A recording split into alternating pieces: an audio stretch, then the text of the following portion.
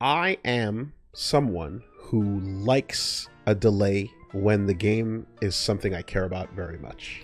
It hurts, but I understand and I am happy. It's for the best. Exactly. It's for the best. I don't mind at all. And not only that, like, we know that it's like they want to have a good product and Yes. they're actually listening. Yes. Which is amazing. The amount of communication that Arxis has put out lately Yes. and reaching out to the people and letting us know what's happening and why they're doing it. Yes. Stellar work. They do need extra time to implement the Blitz netcode. That's true, Asuna. It's finicky. You need every minute. We'll get there. We'll get there. We're on the pre-show, baby. We're covering all the topics. First things first. The delay is happening. It is absolutely something that I don't mind when I see it because it's tightening up the game. Now, is it going to make lobbies better? Hopefully. We don't know for sure. At the bare minimum, if it makes the ability to rematch and train in the training room while you queue up, if it makes that better, then we're good. Yeah, during the presentation with, what's his name? Akira Katano, the director for Strive. There was an interview with Zodbuster and Ninja Mikey McNamara. And they asked these questions. What's happening with the lobby? The question was, word forward, the lobby itself isn't inherently bad, but right now it is slow, buggy, and funky. And the answer to that was that they are listening to the people and they will investigate everything pertaining to server issues and improving the lobby experience. The tempo of matches was not up to par, so they are working on that. And it's like, great, you're listening. We'll see how it goes. Already it was a bit better than the first experience we had in the first beta, but now they are actually saying like, okay, we know it's an issue. We'll try to make it presentable so that it's acceptable. Well, I'm not worried. They're working on it. They're listening. There you go. So, that is good news. Now, again, I'm someone who's patient because generally there's never a shortage of shit to play. It's a very good game. We're all looking forward to it. Does it give me extra time to work on my lore videos? Yes, but that's not the point, Reggie.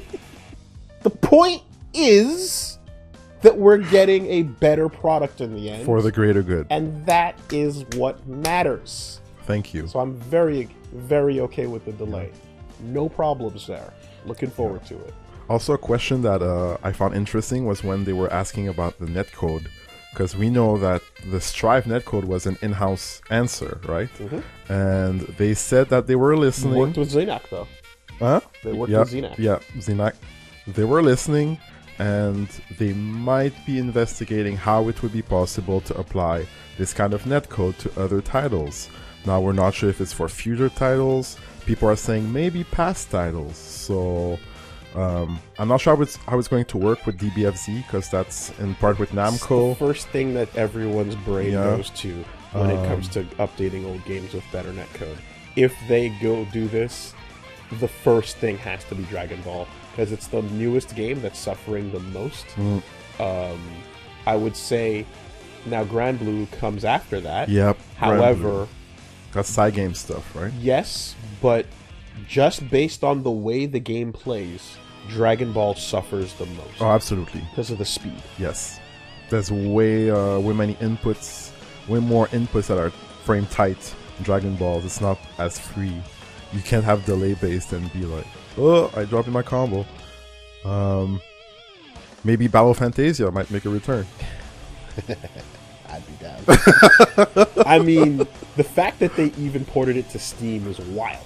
Yep. Like, it even came back from the dead, because it was originally a 360 game. Early-ass 360 game. And then they fucking ported it to Steam. I was like, what?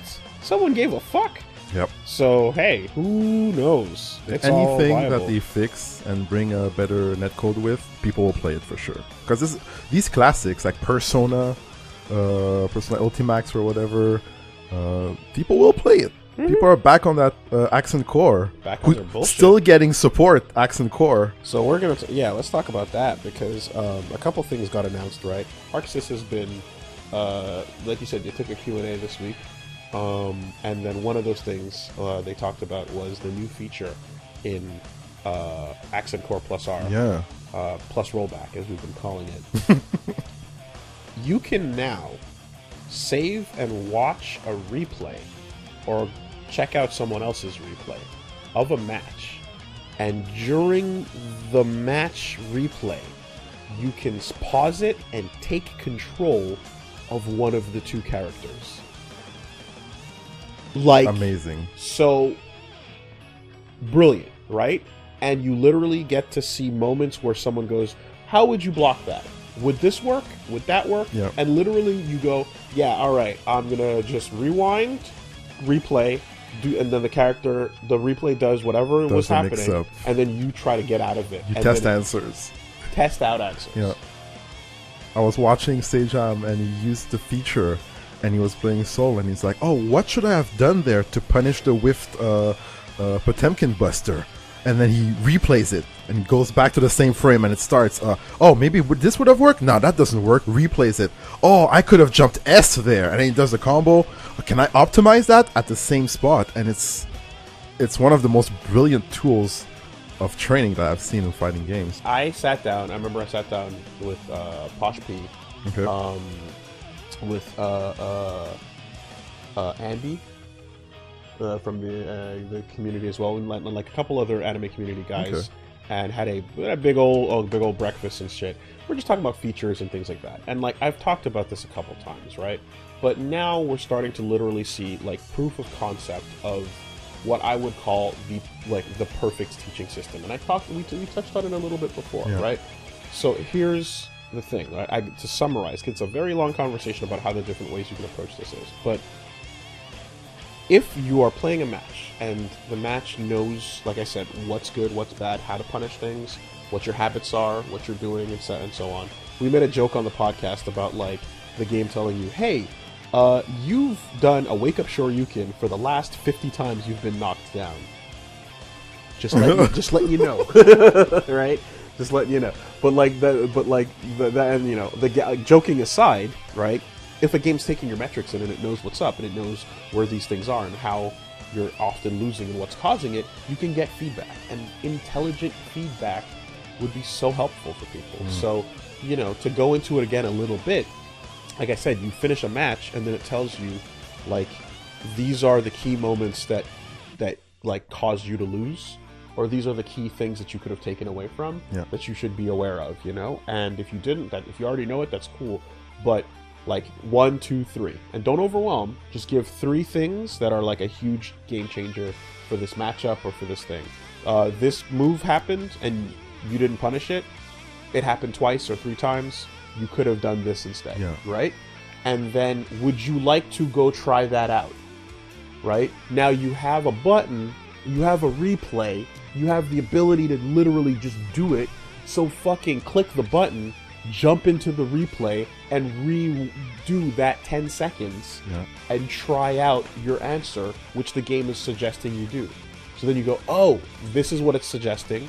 This is what the answer would be. Trial, trial, trial. Now that's a real trial because it's real world experience. Tangible, And then you do it and then you succeed at that and you go, all right, I got that down, and you do that for the three things that get recommended. And then the game would have to basically be, continuously broken down. Matchups would have to be continuously broken down into key knowledge takeaways. Yeah. But it's a living game. That can be continuously done. You can update that, right? You can refine that. Yeah, your team, your loc testers, everyone that's like playing heavily can give a bunch of notes on matchups that are worth telling the player about. Yeah. And in the end, you just get these 3 takeaways at the end of the match, and you can jump into the replay and do them and correct that mistake, or even just like if it's like oh, you played fine but you just dropped some combos, like okay, here's the little link you were struggling with, let's go back and try it. Yeah, there's potential there. It's so cool, dude. And it would make you feel a lot less lost, if the game was trying to like tell you what you were doing wrong and like at least giving you the heads up about it. And it doesn't change the fact that in the end it's going to be up to you to become that better player. Nothing has changed about the person who I sit down to fight against, who's had that practice and has done that work, the game helping you to get there doesn't change the end product. The end product is someone who has to still play the matchup, learn properly, and execute and do what they got to do. And always learn and always improve. Exactly. So it's like, it's not making a crutch in gameplay, it's making a crutch to help you learn, you know? Because that's the most important experience, is what you take inside, you know? So this replay feature in Plus R is like proof of concept that you can already load up the fight you just did and jump back into a moment and test out your solutions. Yeah, and push out these features, make them prominent so that people see them. Because that's a really cool feature that is only really important to people who rewatch replays. So if and you don't that's push that's not new players. Yeah, new players won't look at that. That's people that are dedicated. That's mid-level and above, generally speaking. Most people are not checking their replays out. Most people are just going on to the next match. People who want to learn will go look at that replay, so it gives them the tool. But if you give people a reason, you know, intelligent trials, intelligent combo missions that are based on real-world experience, you know? Yeah, makes cool fun. I would even go as far as to say, like the first 10 ranked matches or so, I would almost make them, like, special in the sense that it would be like, instead of having, you know, the big tutorial up in your face or whatever, I'd almost make it like the first 10 matches you play on ranked, like, we're going to give you more than 3. Because if you fight with someone right away, you just get dominated. Yeah. Right? And you're like, oh my god, I just got comboed, and then I got back up, and I got mixed up, and then the round was over, and then it happened again. I didn't know what happened, yeah. Right? And then, like, the first match you play where someone just wrecks your shit, and the game goes, oh, okay, this is where your skill ranking should be, right? Then you just go, all right, let's show you exactly what that really good player just did to you. Immediately. Yeah. It's not even like, oh, that's the top of the mountain, I'll get there someday. No. Let's literally explain and show you right away how super achievable what they did was, you know? And the thing about this, of course, is that I see this thing is that people don't really use menus and things like that. And you're like, you're right. So you need to make the presentation of of what I'm saying incentivized. You need to make it look interesting and attractive. Organically. Right? Exactly. I wouldn't just put 3 words on the screen and say, click 1, 2, or 3 to improve or whatever. I'm talking like immediately after the fight, you lose, rematch, whatever, and then like 3 automatically playing thumbnails. Like, use fucking social media tactics to get people's attention. Show 3 moments of their match rolling. Yeah. Right? And you could look at stats too, to like pull out data like, oh, you got hit in recovery way too much, way too often. Sure. You're whiffing too much or something. But even stats stats should be there for those who want them. But it shouldn't like show stats to like overwhelm the people. But in terms of like people don't click on menus, just addressing that exact thing, I'd be like, yeah, you'd see 3 little windows of the exact moment we're talking about, and like it'd be like, do you want to click on one of these to check it out, right? And then you see one of them, and you see like, oh shit, yeah, here's you doing your uppercut. Yeah, wake up uppercut. You know, and then it's like, oh, what do you have to say about this? And then you click on it, and then it'll go into that whole thing. So like you make it so that like the design of what you're seeing there is a part of what you're attracted to clicking on. You know, you can, if you want to fucking work in like lore or like what am I saying? If you want to design it in a really attractive way, you can make it look like the character you're playing as just lost, and they're sitting on the ground reflecting on what just happened. And then their thought bubble is these 3 moments. Do you want to learn about these moments? Cool. You do it. And each one you do has the character go, okay, yeah, I got it. You get a little thing there. You get a little reward for learning from that mistake. And you improve. You get a little notch. You know, you let the game reward you with design elements or whatever the case might be. You know, something cosmetic even about like the scars that improve of your character getting better. Or like some aspect, if it's, you know, whatever it is to show that your journey has gone forward a little bit. Yeah. So you took the loss, but who cares? You learned from this thing, and then the game gave you something for learning from that thing. And you completed a mission in context that gave you information, and you got a little thing for it, right? You literally design around these elements so that people are attracted to thinking about the memory, right? Reward them for it. Yeah. You know, this is the type of stuff that I just immediately go, oh no, don't make it unattractive to click on. Make it the most appealing thing to click on in the world. Make it so that after the fight, the person looks at it and goes, okay, yeah, let's see that list of memories. You know, yeah. Let's see that like the reflection of the fight can literally be implemented into the game design. I feel like, you know? Yeah, a reward at the end might be a good incentive. People they like carrots at the end of the stick, you know. So if you go like, hey, learn about this, people might just go like, no, I don't care. But if there's a reward, then you'll get a few more people that will be like, okay, I'll go for that reward, and they'll learn. And it'll be like, oh, well, I'll learn something at the same time. You know, whatever the case might be, right? And it can be as simple as a small cosmetic item, or it can be as simple as your gi gets a little dirtier, you know? Yeah. Ryu's belt gets a little bit, you know, whatever, whatever, just anything. You can design around this. The details can be fucking sorted out. Yes. But the point is, you're just attracting the player into a feature which teaches them how to get better right away. And suddenly, that loss that you just took, or the 10 losses you just took, there's something else going on there that's immediately more attractive. You know? That's how I would design my fighting game. That's the type of shit I would put in. That's what I would want to see. And like, just get you to this place where the wins and the losses are there, but this is what we're taking away from it, you know? Instead of taking nothing out of it. Yeah. And when you do complete them, let's say you complete all of them for a character, it's not to say that there's not more coming. There will always be more coming, but when you get through all the ones that there are to say about this character or this whatever, you can say, you know the matchup with Ryu versus Geef, and like, you've done them, and like you have a thing for like that moment, you know?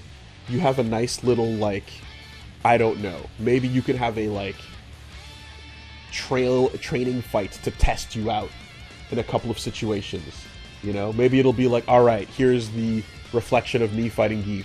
He's gonna do a couple of things in a row, and I have to try and do the right answers each time.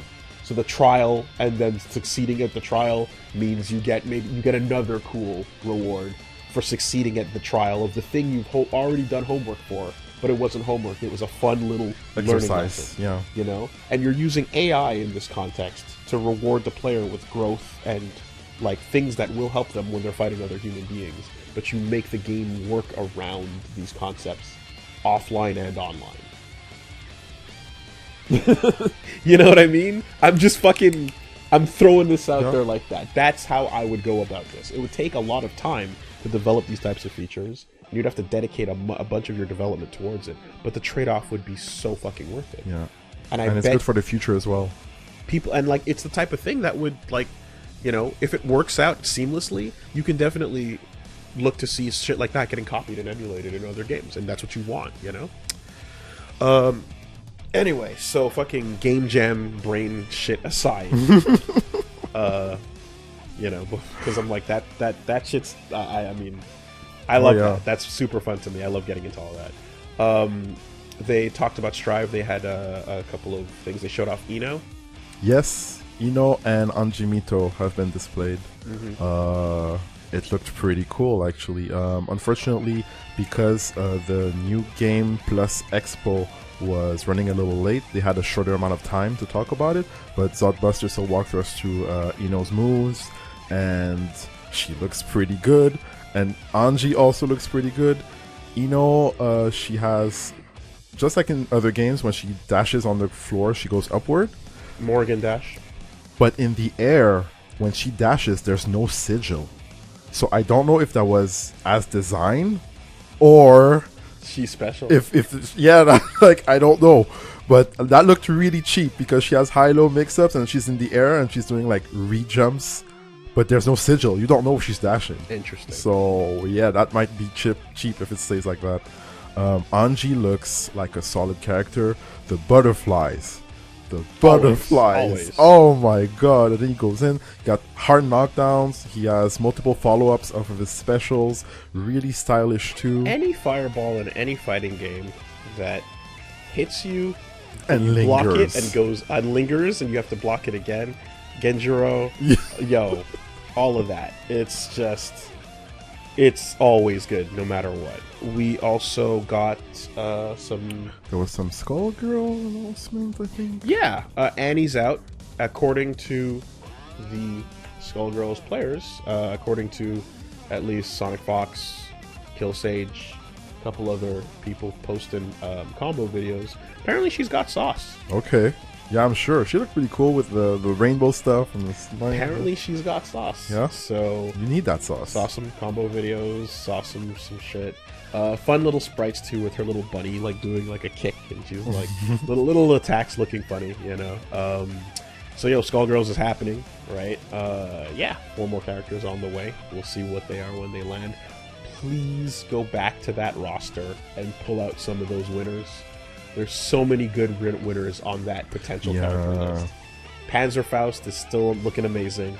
You know, looks pretty much almost like the version of Potemkin we have nowadays, but it's gonna be a different character. He's got a tank on his arm, you know. Black Dahlia on his arm. Yeah. Okay. I forgot, but the girl with the mecha telephone, that's like a secretary telephone mecha girl that looks like a Tachikoma. I mean, there's some great ones. There's the big horned Cody jail girl. Amazing. Just a whole lot of fun stuff there. So I hope the 4 we get come from that.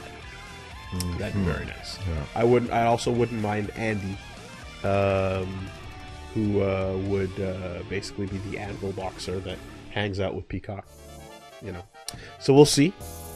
Aside from that, Street Fighter, people are getting their first impressions. Pretty interesting. Dan Infinite continues to be an Infinite. Yep. People are using it. It's they released a tiny patch to fix some bugs, but it wasn't really a patch to like balance anything. And Dan Infinite is still there. Yep. So as designed, I guess. So yeah, that's pretty much what's up with this week at the very least in the fighting game community and news. You know, we'll find out more when things skedaddle along. But hey, in conclusion, to me at least, June 11th, no problem. I can wait. We take those. Oh, kind of a lot of space. Yeah. Wait, hold on a minute. We almost forgot to address the biggest story of the week. It's true. The biggest story of the week. The most humongous story of the week. After our episode of Infinite Versus, apparently the game got taken down. Apparently, the creator decided to shut the game down, and anyone who still had it could boot the game up, but upon going into a match, you were greeted with a message that says, nope. Nuh-uh. No blitz? Nuh-uh. Not happening. No blitz. No blitz. Damn. Ball has been retrieved. Home has been set as the destination. Took his ball and went home with it. No game for you. So Infinite Versus RIP. We hardly knew ye. It died 48 hours after we played it. That's why you can have nice things. Nope, you can't. And the world has been denied Blitz netcode forevermore. Yeah. Unless you just block the EXE from accessing the internet. In which case then you can continue playing offline, no problem, including all the mods that have been downloaded. But RIP, Infinite Versus. Yeah, that was a good time. May history remember your name. Pour one out. Going where a man shouldn't have gone. Thank you for your efforts. Yeah. Parsec is still around.